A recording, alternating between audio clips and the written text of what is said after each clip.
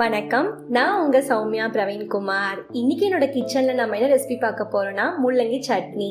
இட்லி தோசைக்கெல்லாம் ஒரு நல்ல side dish. இதுக்கு தேவையான பொருட்கள் என்னென்னு பார்க்கலாம் வாங்க. 3 தக்காளி கட் பண்ணி வச்சுருக்கேன், 2 பெரிய வெங்காயம், 3 முள்ளங்கியை தோல் சீவிட்டு பொடி பொடியாக கட் பண்ணி வச்சுருக்கேன், 4 வரமிளகா, 10 பல்லு பூண்டு, கருவேப்பிலை, கடலைப்பருப்பு, கடுகு உளுத்தம்பருப்பு, சீரகம் தாளிக்கிறதுக்கு. இது எப்படி பண்ணலாம் பார்க்கலாம் வாங்க.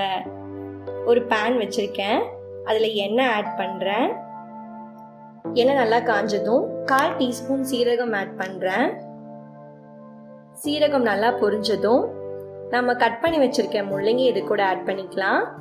முள்ளங்கி சீரகத்தோட வதக்கும் போது முள்ளங்கியில் இருக்க அந்த ஸ்மெல் இருக்காது. நிறைய பேருக்கு இந்த ஸ்மெல் பிடிக்காது. அதனால முள்ளங்கி ஃபர்ஸ்ட் நல்லா தனியாக நல்லா வதக்கிக்கலாம். முள்ளங்கி நல்லா வதங்கிருச்சு.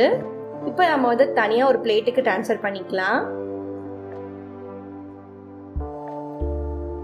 இப்போ அதே பேனில் எண்ணெய் ஆட் பண்ணுறேன். எண்ணெய் நல்லா காஞ்சதும் பூண்டு வரமிளகா ஆட் பண்ணிக்கிறேன். என்னோட மிளகா ரொம்ப காரமாக இருக்கும், அதனால் 4 தான் ஆட் பண்ணியிருக்கேன். உங்களோட காரத்துக்கு ஏற்ற மாதிரி நீங்கள் மிளகா ஆட் பண்ணிக்கோங்க. இப்போ இது கூட கட் பண்ணி வச்சிருக்க பெரிய வெங்காயம் ஆட் பண்ணுறேன். வெங்காயமும் தக்காளி நல்லா வதங்கணும். இப்போ இந்த வெங்காயத்தை நல்லா வதக்கிக்கலாம். இது இன்னும் சீக்கிரமா வதங்கிறதுக்காக இது கூட நம்ம உப்பு ஆட் பண்ணிக்கலாம்.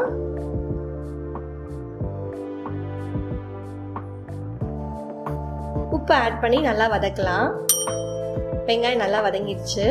இப்போ இது கூட தக்காளி ஆட் பண்ணிக்கலாம். இது நல்லா மிக்ஸ் பண்ணிக்கலாம்.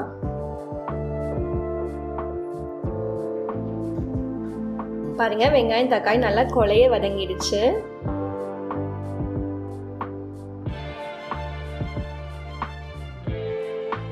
இப்போ இது கூட நம்ம ஏற்கனவே வதக்கி வச்சிருக்க முள்ளங்கி ஆட் பண்ணிக்கலாம். இதை நல்லா மிக்ஸ் பண்ணிக்கலாம். நல்லா மிக்ஸ் பண்ணிட்டோம். இப்போ ஸ்டவ் ஆஃப் பண்ணி இதை நல்லா ஆற விடலாம். ஆறினதுக்கு அப்புறமா ஒரு மிக்சர் ஜாரில் போட்டு அரைச்சிக்கலாம்.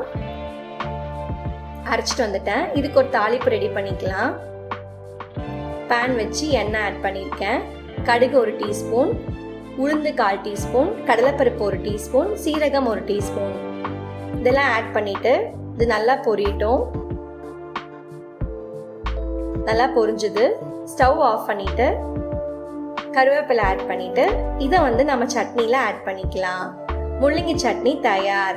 இட்லி தோசைக்கெல்லாம் அது ஒரு நல்ல சைட் டிஷ். முள்ளங்கி பிடிக்காதவங்களுக்கு கூட நீங்கள் இந்த மாதிரி ட்ரை பண்ணி கொடுக்கலாம்.